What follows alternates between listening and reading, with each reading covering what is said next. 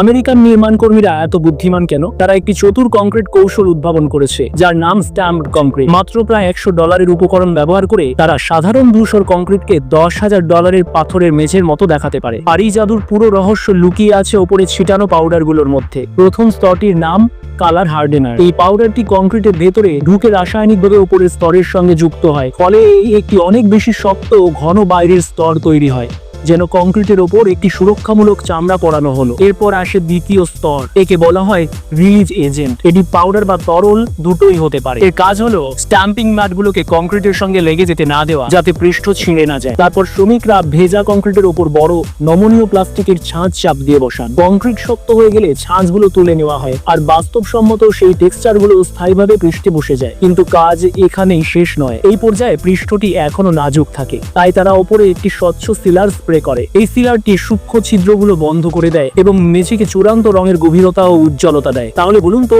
আপনি কি আসলে এই ধরনের মেঝে পছন্দ করেন?